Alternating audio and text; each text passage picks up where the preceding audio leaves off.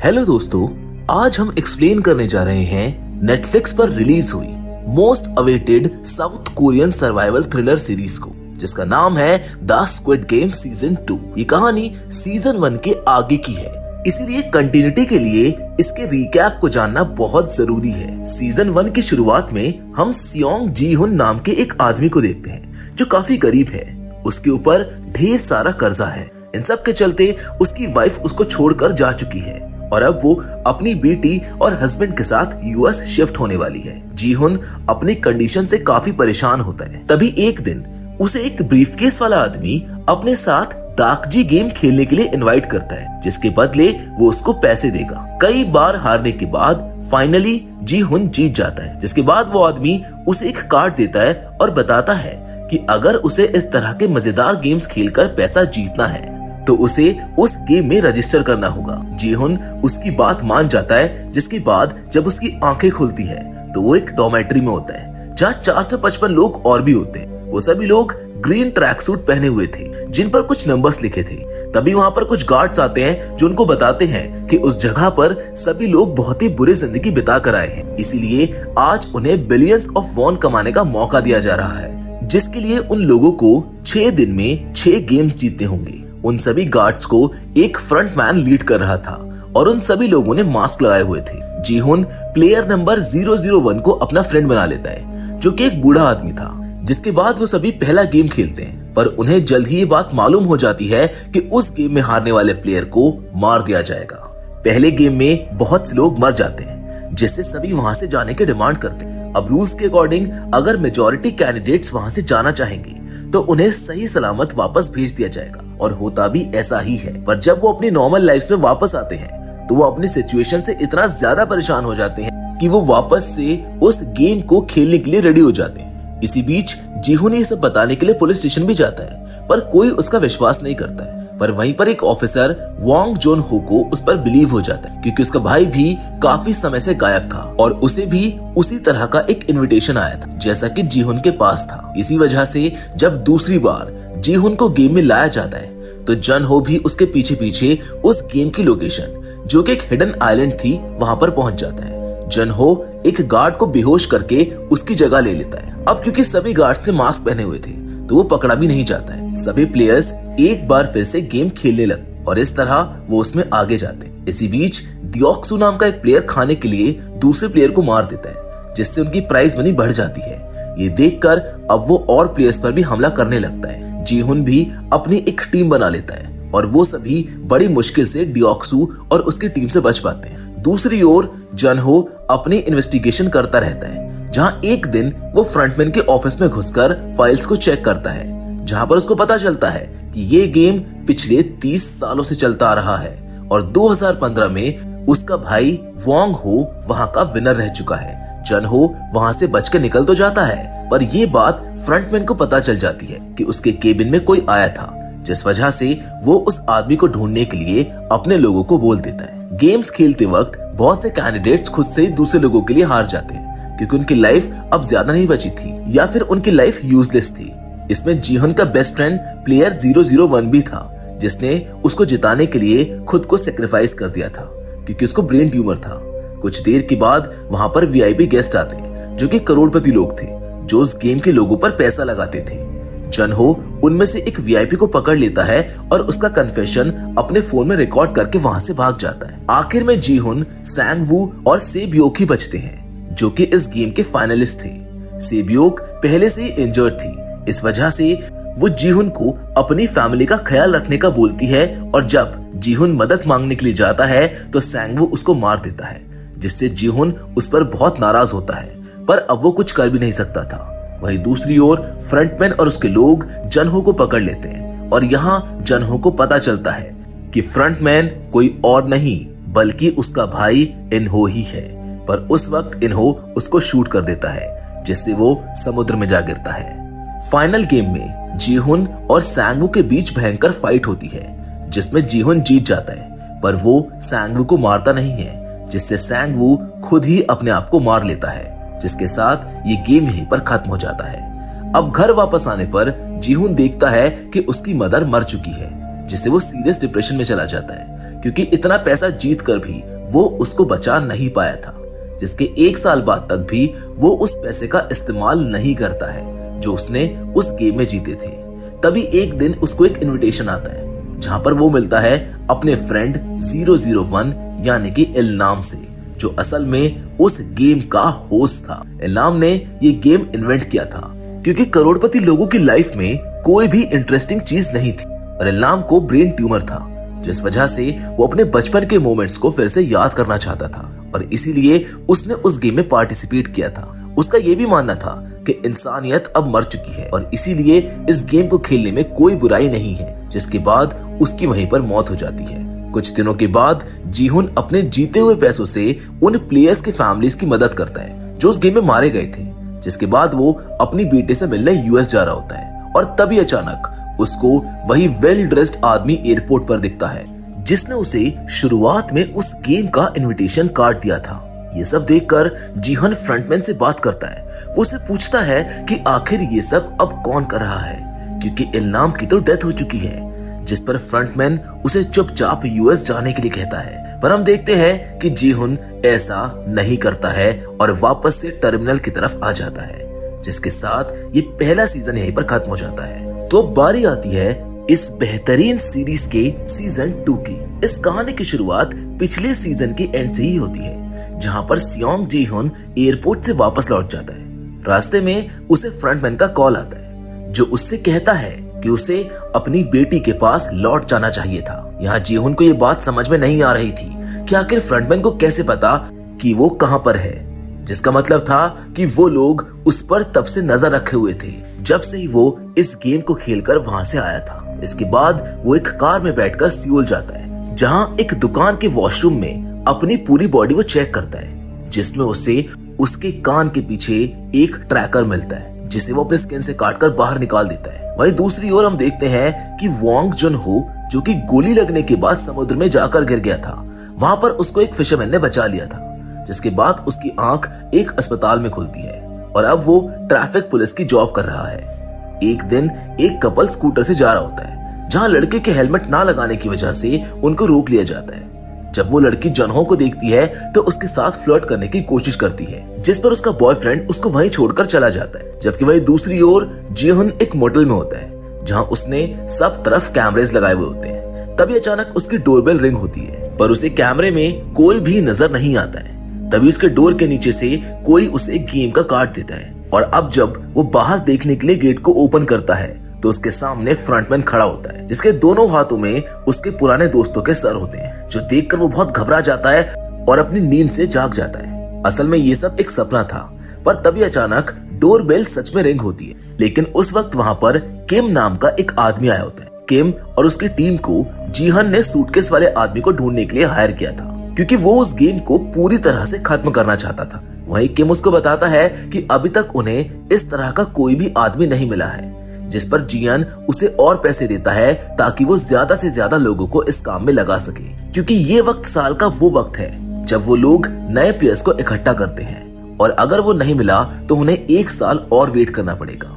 किम और उसकी टीम पिछले 2 सालों से उस आदमी को ढूंढ रहे थे, पर उन्हें अभी तक उसका कोई सुराग नहीं मिला था, जिस पर किम का राइट हैंड चोई वुक सियुक उससे पूछता है कि कहीं जीवन पागल तो नहीं है, क्योंकि अगर ऐसा कोई आदमी है जो लोगों को गेम खिलाकर पैसे देता है तो वो उन्हें अभी तक क्यों नहीं मिला।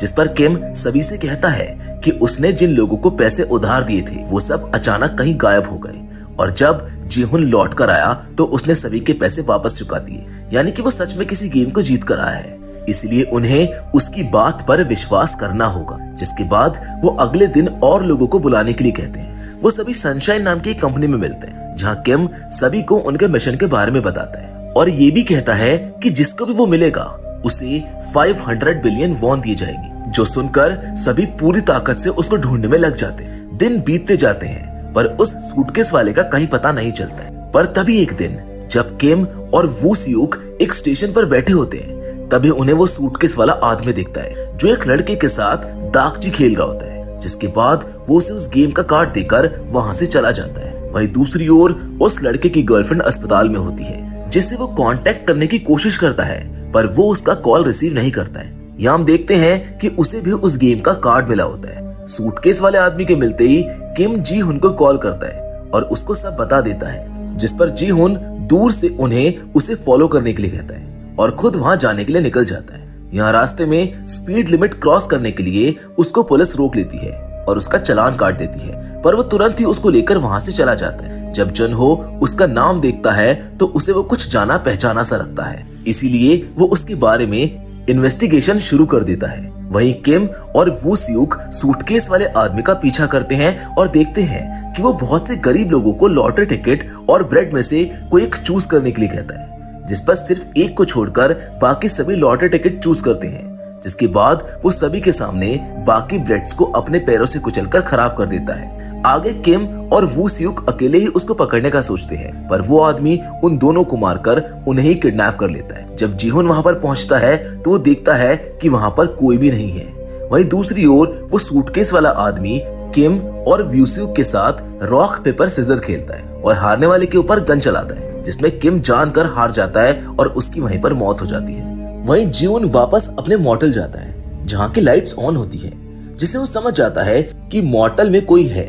अंदर जाने पर उसको वहां पर वो आदमी मिल जाता जिसे वो तलाश कर रहा था। वो उस आदमी से अपने बॉस का नाम बताने के लिए कहता है, पर वो हंसने लगता है, जिस पर जीहुन उसको अपने बॉस का पालतू डॉग कहता है, क्योंकि वो अपने बॉस के कहने पर लोगों को उस गेम के ट्रैप में फंसाता था। जिस पर वो आदमी उसको अपनी लाइफ स्टोरी बताता है कि किस तरह से उसने इंसानों को कचरा समझकर जलाया था, यहाँ तक कि उसने अपने खुद के पिता की भी जान ली थी, जिससे अब वो एक राक्षस बन चुका था। वो जीहुन के साथ एक और गेम खेलता है जहाँ रिवॉल्वर में सिर्फ एक बुलेट डालकर वो दोनों बारी बारी उसको चलाते हैं, जिसमें फाइनली जीहुन बच जाता है और वो रिक्रूटर खुशी खुशी अपनी जान दे देता है। वहीं दूसरी ओर जन-हो अपने इन्वेस्टिगेशन के चलते उस मॉडल के बाहर पहुंच जाता है और इसी के साथ ये एपिसोड यहाँ पर खत्म हो जाता है। जिसके बाद शुरू होता है एपिसोड 2 हैलोवीन पार्टी। इस एपिसोड की शुरुआत में जन-हो मॉडल के अंदर जाता है और सभी रूम्स को चेक करने लगता है, जहां उसको एक कमरे में वू सियुक बंधा हुआ मिलता है। वो उसको जीहुन के बारे में पूछकर वहां से चला जाता है, जिसके बाद वो जीहुन के रूम में जाकर उसे रिक्रूटर का खून करने के इल्जाम में पकड़ लेता है। पर तभी वहां वू सियुक आ जाता है और जन-हो को फायर सिलेंडर से बेहोश कर देता है। अब होश आने पर जब जन-हो को पता चलता है कि जीहुन फ्रंटमैन को ढूंढ रहा है तो वो भी उसकी मदद करने के लिए कहता है, पर वू सियुक उस पर विश्वास करने के लिए मना करता है, क्योंकि वो एक पुलिस इंस्पेक्टर था। पर तभी जन-हो जीहुन को याद दिलाता है कि जब पिछली बार वो गेम खेल रहा था तब वहां एक गार्ड ने उसे वोंग हिन हो के बारे में पूछा था, जो असल में जन-हो ही था।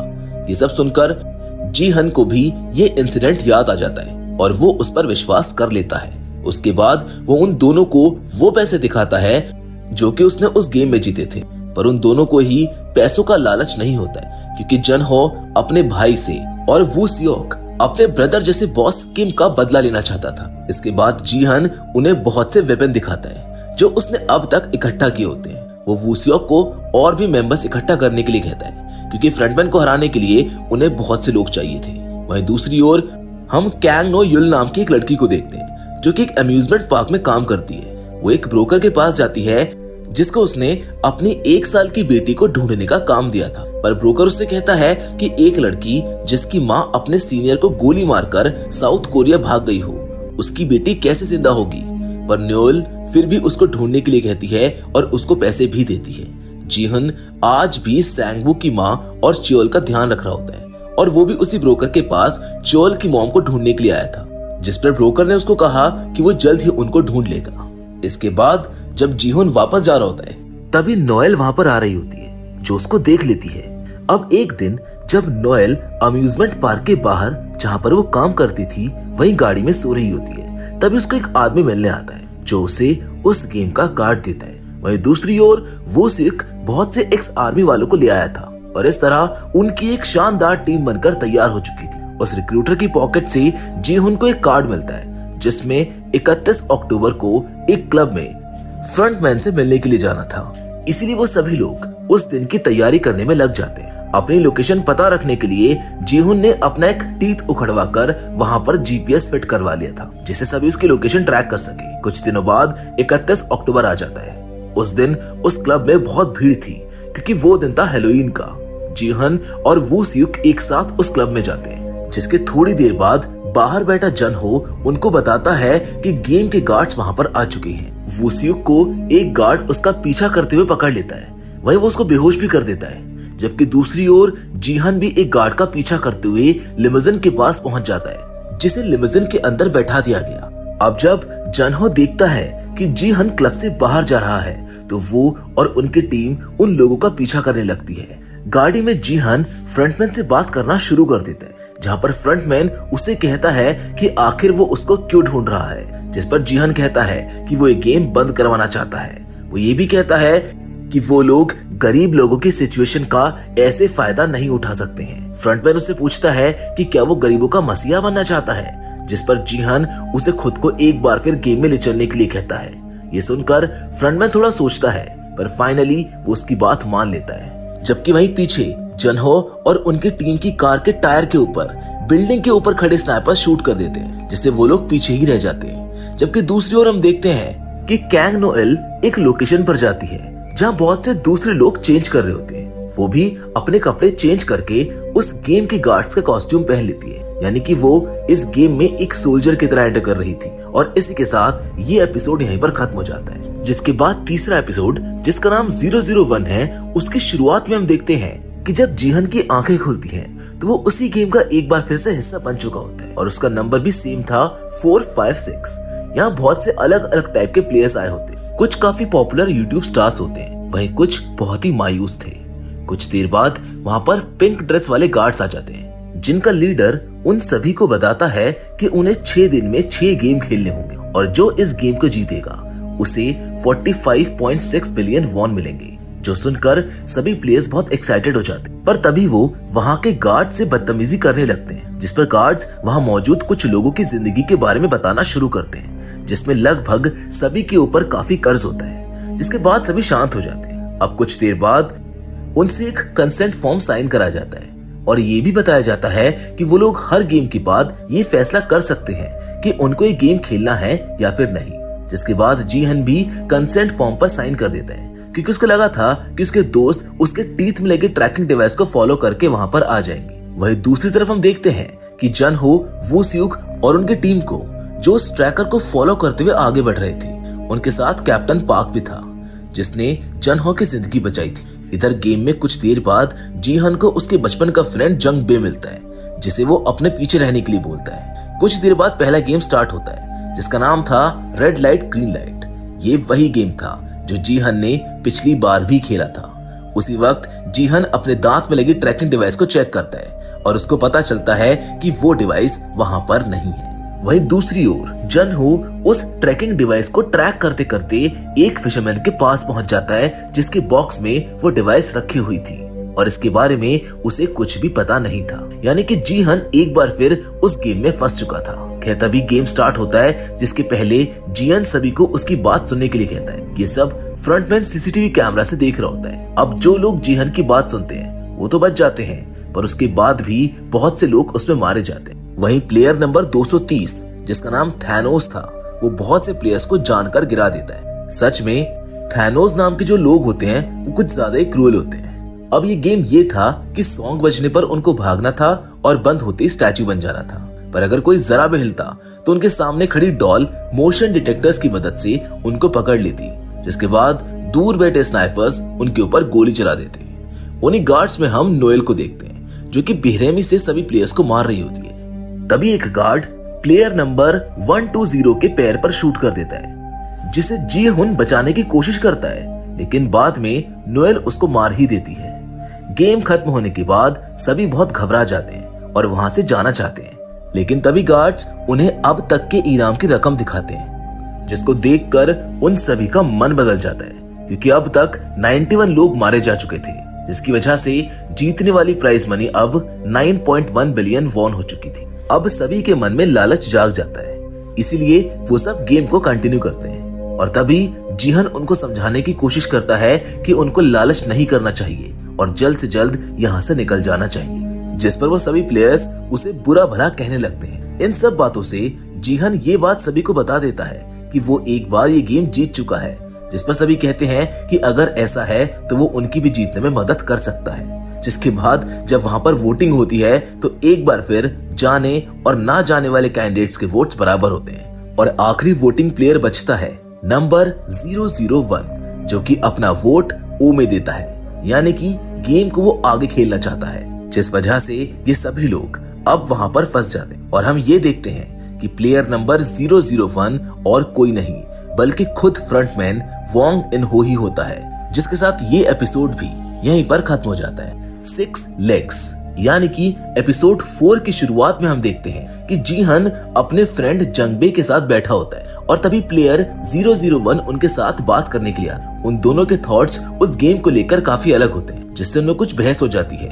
उसी वक्त वहां पर कुछ और लोग आ जाते हैं जो जीहन से अगले गेम के बारे में पूछते हैं, क्योंकि वो पहले यहाँ पर खेल चुका है, जिस पर जीहन उनको हनी कॉम वाले गेम के बारे में बताता है, जिसको क्रैक करने का सबसे आसान तरीका ट्रायंगल शेप को चूज करना था।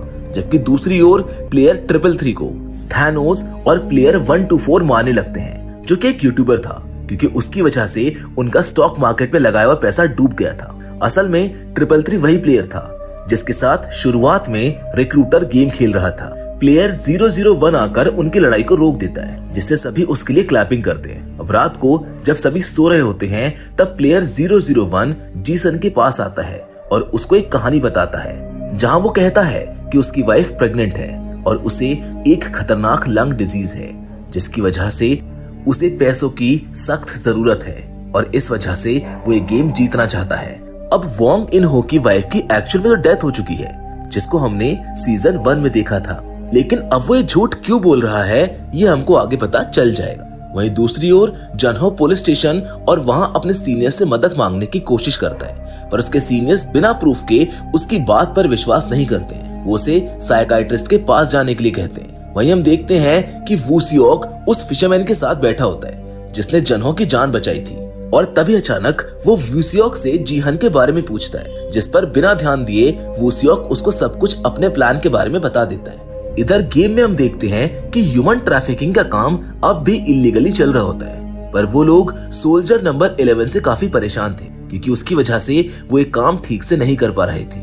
असल में उन्हें ऐसे लोग चाहिए होते हैं जिनकी थोड़ी लाइफ अभी बाकी हो, पर सोल्जर 11 जो कि नोएल थी, वो सभी प्लेयर्स को डायरेक्टली मार देती थी, जिससे सभी ऑर्गन्स भी डेड हो रहे थे। रात में जब सभी सो रहे होते हैं तभी सोल्जर 11 को उसके बॉस बुलाते हैं, जहां वो उसका इन सब काम में साथ देने से मना कर देती है। वहीं अगले सुबह प्लेयर नंबर 222 प्लेयर 333 से मिलने आती है, जिसे देखकर प्लेयर 333 शॉक्ड हो जाता है, क्योंकि वो उसकी एक्स गर्लफ्रेंड थी जो कि अब भी प्रेग्नेंट थी। असल में उस दिन वो अस्पताल अपना अबॉर्शन कराने ही गई थी, पर उसने ऐसा नहीं करवाया था। अब बारी आती है अगले गेम की, और जब वो गेम खेलने के लिए जाते हैं तो उनको पता चलता है कि ये गेम हनी कॉम नहीं बल्कि एक टीम गेम है, जिसके लिए उन्हें 10 मिनट में 5 लोगों की टीम बनानी थी। ये सब देखकर बाकी कंटेस्टेंट्स जिन्होंने जीहन की हनीकॉम वाली स्टोरी मानी थी वो उस पर गुस्सा करने लगते हैं, पर तभी वहां पर प्लेयर 001 आ जाता है, जिससे डर कर सभी लोग चले जाते हैं। प्लेयर 001 भी जीहन और जंगबे के साथ टीम बनाने के लिए कहता है। उनके साथ प्लेयर नंबर 388 भी ऐड हो जाता है, क्योंकि वो जंगबे के जैसा ही एक मरीन ऑफिसर था। सभी लोग अपनी अपनी टीम बना लेते हैं, जहां प्लेयर 388 एक और मरीन ऑफिसर को ढूंढ कर ले आता है, पर तभी वहां पर प्लेयर 222 आ जाती है और उन्हें उसे अपनी टीम में रखने के लिए कहती है। उसका बॉयफ्रेंड वापस से उसके साथ कैचअप करने की कोशिश करता है, पर वो उसको साफ मना कर देती है। सभी की टीम बन जाने के बाद उनको बताया जाता है कि इस गेम के लिए उन सभी टीम मेंबर्स के पैर आपस में बांध दिए जाएंगे और उन्हें जीतने के लिए 5 अलग अलग गेम्स को क्रैक करना होगा, जिसमें हर एक मेंबर को एक गेम खेलना होगा। वो गेम्स थे डार्क जी, फ्लाइंग स्टोन, गोंगी, जैगी और स्पिनिंग टॉप, और इन सभी गेम्स को उन्हें 5 मिनट के अंदर अंदर पूरा करना होगा। सबसे पहले 2 टीम्स एक साथ खेलने के लिए आती है, जहां पहली टीम तो अच्छा खेलती है, लेकिन दूसरी टीम फ्लाइंग स्टोन, जिसमें एक स्टोन की मदद से दूसरे स्टोन को गिराना था, उसमें ही फंसी रह जाती है। टाइम धीरे धीरे कम होता जा रहा था। इस वजह से उस टीम का प्लेयर 198 जो बाइसेक्ची खेल रहा था, वो इतना ज्यादा डर जाता है कि बेचारे का पैंट में ही टॉयलेट निकल जाता है, पर आखिरकार वो उसको क्रैक कर ही लेता है। वही दूसरी टीम स्पिनिंग टॉप तक पहुंच जाती है, पर अब भी उनका एक गेम बाकी था। इसी बीच टाइम अप हो जाता है और वहाँ खड़े गार्ड्स उन सभी को गोलियों से भून देते हैं। उनमें से एक प्लेयर कुछ जिंदा था, जिसे जब गार्ड्स उठाने के लिए आते हैं तो नोएल सामने आकर उसको पूरी तरह से मार देती है। इस तरह से बाकी टीम्स भी अपनी अपनी पूरी कोशिश करती हैं और इसी के साथ ये एपिसोड भी यहीं पर खत्म हो जाता है, जहां पर अब शुरुआत होती है वन मोर गेम नाम के एपिसोड 5 की। इस एपिसोड की शुरुआत में हम देखते हैं कि प्लेयर नंबर 007 अपनी बूढ़ी mother, player number 196, player number 095 और नंबर 120 के साथ एक टीम बनाता है जो कि सभी गेम्स को जीत जाती है और इस तरह से उस कंपटीशन को सही से जीतने वाली पहली टीम बन जाती है। प्लेयर नंबर 120 इसमें सबकी बहुत मदद करती है, जिसके बाद और बहुत सी टीम्स इस गेम को जीतती हैं और धीरे धीरे वहां से बाहर चली जाती है। इस गेम में बहुत से लोगों की मौत भी हो जाती है, जिनके खून से सारा ग्राउंड रंगा हुआ था। खैर सबसे आखिर में 2 टीम्स बचती हैं, जिनमें एक थी जीहान की टीम।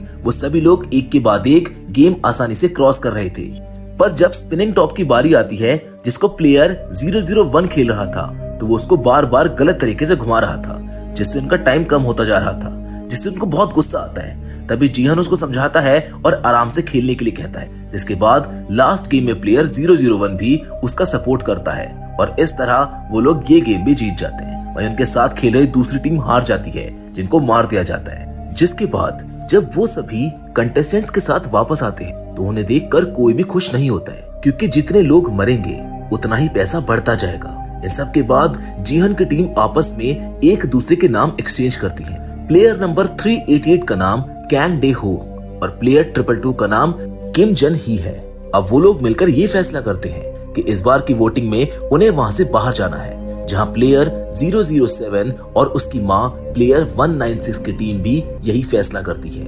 जिसके थोड़ी देर बाद पिंक गार्ड्स वापस आते हैं, जो उन सभी को बताते हैं कि 2 गेम में 110 प्लेयर्स एलिमिनेट हुए हैं, जिस वजह से इनाम की रकम अब 20.1 बिलियन वॉन हो गई है, जिसको देखकर कोई भी खुश नहीं होता है, क्योंकि उन्हें इससे भी ज्यादा पैसे चाहिए थे। और जब वोटिंग शुरू होती है तो ज्यादा कैंडिडेट्स ओ को चूज करने लगते हैं, जिसे देखकर जीहन आगे जाने लगता है। पर तभी प्लेयर 001 सबको आकर समझाने लगता है कि उन्हें वहां से चले जाना चाहिए, पर उसकी कोई भी बात नहीं सुनता है। वहां मौजूद मेजॉरिटी में लोग वहां रहकर एक और गेम खेलना चाहते थे, यहाँ तक कि जंग बे ने भी ओ पर ही टिक किया और प्लेयर 007 और प्लेयर 120 ने भी ओ को ही सिलेक्ट किया, जिससे उनकी टीम के लोग उनसे बहुत नाराज हो गए। रिजल्ट से यही डिक्लेयर हुआ कि मैक्सिमम वोट्स अब भी टीम ओ यानी कि खेलने वाले लोगों की तरफ ही थे, इसीलिए अब उन सभी को तीसरा गेम भी खेलना होगा। वहीं दूसरी ओर जब सभी सोल्जर्स अपने अपने रूम में जा रहे होते हैं, तब 2 गार्ड्स नोएल पर हमला कर देते हैं और उसके फेस और उंगलियों पर नाइफ के निशान बनाकर उसे उनके काम के बीच में ना आने के लिए धमकाते हैं। वहीं कुछ देर बाद जंग बे अपने टीम मेंबर से माफी मांगता है। वो बताता है कि उसके ऊपर बहुत कर्ज था, जिसकी वजह से ही उसने ये सब कुछ किया। वहीं प्लेयर 007 भी यही रीजन अपनी मदर को देता है और प्लेयर 120 असल में एक ट्रांसजेंडर थी, जिसे ऑपरेशन के लिए बहुत सारे पैसे चाहिए थे और इसी वजह से उसने भी ओ को चूज किया था। थानोस और प्लेयर 124 एक बार फिर से प्लेयर 333 को परेशान करने लग जाते हैं, जहां तभी जंग बे और उसके साथी आ जाते हैं, जिससे वो बच जाता है। रात होने पर जीहन अपनी टीम और बेडिंग के साथ एक बैरिकेड बनाता है और बारी बारी सभी लोग जाकर पहरा देने लगते हैं, क्योंकि जीहन के पहले एक्सपीरियंस के अकॉर्डिंग प्लेयर्स को मारने पर इनाम के पैसे बढ़ते हैं, तो कोई भी उनके ऊपर रात में अटैक कर सकता था। सबसे पहले जीहन पहरा दे रहा होता है और तभी जंग बे की नींद खुलती है और वो दोनों बचपन के कुछ मोमेंट्स को याद करने लगते हैं। उधर प्लेयर 222 जो प्रेग्नेंट थी, वो टॉयलेट जाने के लिए उठती है। उसके साथ प्लेयर 196 और प्लेयर 120 भी टॉयलेट जाने के लिए आती हैं। पहले तो गार्ड्स उनको जाने से मना कर देते हैं, पर बहुत कहने पर वो उन सभी को जाने देते हैं। प्लेयर 196 प्लेयर 222 का काफी ध्यान रख रही थी, क्योंकि वो प्रेग्नेंट थी, पर प्लेयर 222 का बिहेवियर अब उनकी तरफ कोल्ड था। खैर कुछ देर बाद प्लेयर 222 डर की वजह से वॉशरूम में ही रोने लगती है, जिससे एक बार फिर प्लेयर 196 संभालती है। वहीं दूसरी ओर हम देखते हैं वूसियोक और जनहो को, जो 2 बोट्स में अपने लोग लेकर उस आइलैंड को ढूंढने और जीहन को बचाने के लिए निकल जाते हैं। अगले सुबह सभी कंटेस्टेंट्स को तीसरा गेम खेलने के लिए एक कमरे में भेज दिया जाता है, जिसका नाम था मिंगल्स, जहां सभी को इंस्ट्रक्शंस दिए जाते हैं कि उन्हें एक रिवॉल्विंग प्लेटफॉर्म पर खड़े होना होगा और जो भी नंबर अनाउंस होगा उतने लोगों को लेकर सामने बने रूम्स के अंदर जाना होगा। कुछ देर बाद गेम स्टार्ट हो जाता है और इसी के साथ ये एपिसोड यहीं पर खत्म हो जाता है, जिसके बाद शुरुआत होती है एपिसोड 6 की, जिसका नाम है OX। इस एपिसोड की शुरुआत मिंगल्स के उसी गेम से होती है जहां सबसे पहला नंबर होता है 10। तो सभी प्लेयर्स 10 लोगों के साथ एक रूम में चले जाते हैं और फिर बचे हुए लोगों को शूट कर दिया जाता है। इस तरह से बहुत सारे राउंड होते हैं, जिनमें से एक में प्लेयर 007 अपनी मदर प्लेयर 196 तक को छोड़कर भाग जाता है, पर जीहन और प्लेयर 001 उसको बचा लेते हैं। इसी तरह से बहुत से लोग एक दूसरे को धोखा दे देते हैं और बहुत से लोग मारे जाते हैं। जब गेम का फाइनल राउंड शुरू होता है तो जंग बे जीहन से पूछता है कि अब कितना नंबर आएगा, जिस पर प्लेयर 001 बोलता है कि अब 2 आएगा, क्योंकि अभी 126 कंटेस्टेंट्स बचे हैं और टोटल रूम 50 है। इसीलिए ऐसा करने से मैक्सिमम कैंडिडेट्स एलिमिनेट हो सकते हैं, और होता भी ऐसा ही है। सॉन्ग रुकते ही सभी कैंडिडेट्स रूम की तरफ आते हैं, जहां प्लेयर 001 और जंग बे एक ही रूम में जाते हैं, पर वहां पहले से एक कंटेस्टेंट मौजूद होता है और टाइम कम होने की वजह से प्लेयर 001 उसको मार देता है। इन सब के बाद वोटिंग का टाइम आता है। अब यहाँ पर बहुत सारा पैसा इकट्ठा हो चुका था, इसीलिए बहुत से लोग अब वहां से निकलना चाहते थे, पर अभी ऐसे भी कुछ लोग थे जो वहां और पैसा कमाना चाहते थे। इस वजह से जब वोटिंग होती है तो जंग बे जीहन को मिंगल्स के गेम में हुई बात के बारे में बताने की कोशिश करता है, पर वो प्लेयर 001 के डर से कुछ भी नहीं कहता है। वहीं दूसरी ओर वोटिंग होती है और गेम टाई हो जाता है, जिससे उन सभी को सोचने के लिए एक दिन दिया जाता है। 0 और X चूज करने वाले अलग अलग साइड्स पर रहते हैं, जिस वजह से वहां पर एक वॉर का माहौल बन जाता है। जीहन सोचता है कि वो दूसरे साइड के लोगों को जाकर समझाए, पर प्लेयर 001 और बाकी लोग उसको ऐसा करने से मना कर देते हैं। वहीं दूसरी ओर जनहो और उसकी टीम को एक आइलैंड पर कुछ दिखाई देता है, जिसको चेक करने के लिए वो वहां पर जाते हैं। असल में वो एक गेट की तरह लग रहा होता है, पर जैसे वो उसको ओपन करते हैं तो वहां पर एक बहुत बड़ा ब्लास्ट हो जाता है, जिससे उनका एक टीम मेंबर मारा जाता है। वो फिशरमैन जो उनकी बोट पर था वो उनको बार बार रुकने के लिए कहता है, पर वो लोग अब भी आगे बढ़ते ही रहते हैं और खतरे से बचने के लिए जनहो सभी को फोन्स इस्तेमाल करने से मना कर देता है। वहीं दूसरी ओर थैनोस प्लेयर 125 जो कि उसकी टीम में था उसे वॉशरूम में परेशान करते हैं। वो उसे उसका वोट चेंज करने के लिए कहता है, क्योंकि उन्हें जीतने के लिए बस एक वोट की जरूरत थी। पर तभी वहां पर प्लेयर 333 आ जाता है, जिसे थैनोस पहले से गुस्सा था, और जब वो 125 को बचाने की कोशिश करता है तो थैनोस और नामक्यू उसके बारे में गलत बोलने लगते हैं, जिससे ग्रुप 0 और ग्रुप X के बीच में एक वॉर छिड़ जाती है, जिसमें थैनोस प्लेयर 333 को बस जान से मारने वाला होता है कि तभी प्लेयर 333 उसके गले पर फोक से हमला कर देता है, और इसी के साथ ये एपिसोड भी यहीं पर खत्म हो जाता है। ये कहानी अब अपने फाइनल मोमेंट्स पे पहुंच चुकी है, जहां पर एपिसोड 7 जिसका नाम फ्रेंड और फू है उसकी शुरुआत होती है। शुरुआत में हमें टीम X और O के मेंबर्स के बीच में लड़ाई को दिखाया जाता है, जिसके बाद जब वो वापस आते हैं तो हम देखते हैं कि टीम X के 2 लोगों की मौत हो गई है, जबकि टीम O के 3 प्लेयर, यानी कि कल वोटिंग में जीतकर अब सभी लोग अपने घर वापस जा सकते थे। पर जीहन को इस बात का अच्छे से आइडिया था कि रात में टीम O के प्लेयर्स उनके ऊपर अटैक जरूर करेंगे, क्योंकि ऐसा करने से पैसा भी बढ़ेगा और उनकी टीम भी जीत जाएगी। इस बात पर प्लेयर 001 सजेस्ट करता है कि उन्हें उससे पहले ही उनके ऊपर अटैक कर देना चाहिए, पर तभी जीहन कहता है कि ऐसा करने से कोई फायदा नहीं होगा। इसीलिए वो एक प्लान बनाते हैं और रात को जब सभी लोग सो जाते हैं तब टीम X के लोग उनके ऊपर अटैक करने के लिए आते हैं और बहुत ही बेरहमी से टीम O वालों का खून करने लग जाते हैं। अब क्योंकि उनकी टीम में बच्चे और फीमेल्स ज्यादा थे, इस वजह से उनकी टीम कमजोर पड़ जाती है और मारी जाती है। कुछ देर के बाद पिंक गार्ड्स वहां पर आ जाते हैं और सभी को रोक लेते हैं, और जब वो मरे हुए लोगों की बॉडीज को स्कैन कर रहे होते हैं तभी अचानक जीहन उठ जाता है और वो लोग उन गार्ड्स पर अटैक कर देते हैं। जबकि दूसरी ओर हम देखते हैं कि जनहो की बोट पर एक आदमी की रात में नींद खुलती है, और जब वो डेक पर जाता है तो वो देखता है कि फिशरमैन ड्रोन्स के साथ कुछ छेड़खानी कर रहा है, पर उसके पूछने पर वो उससे कहता है कि वो तो बस देख रहा था कि इनको उड़ाते कैसे हैं।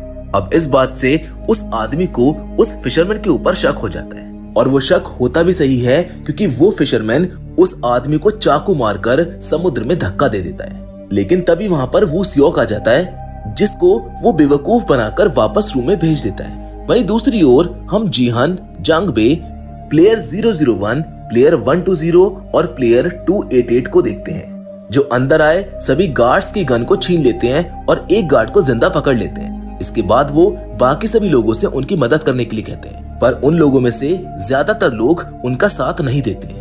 उसके बाद वो लोग उस लड़के को सामने रखकर उससे ऑफिस तक पहुंचने का रास्ता पूछते हैं, जबकि वहीं दूसरी ओर ऑफिस से हेड बहुत से गार्ड्स को उन लोगों को रोकने के लिए भेज देता है। जीहन और उसकी टीम बहुत ही तरीके से आगे बढ़ रही होती है, जिसके बाद जीहन जंगबे के साथ मैनेजमेंट एरिया में एंटर कर जाता है, पर तभी वहां पर बहुत से गार्ड्स आ जाते हैं जो उनके ऊपर अटैक कर देते हैं। धीरे धीरे उनकी गोलियां खत्म होने लगी थी, जिस पर जीहन एक गार्ड की बॉडी से गोलियां लेने की कोशिश करता है, जिसमें एक गोली उसके हाथ को छूकर निकल जाती है। इन सब के बाद वो लोग बैकअप के लिए कुछ लोगों को बुलाते हैं, क्योंकि वो अकेले ऊपर नहीं जा पा रहे थे।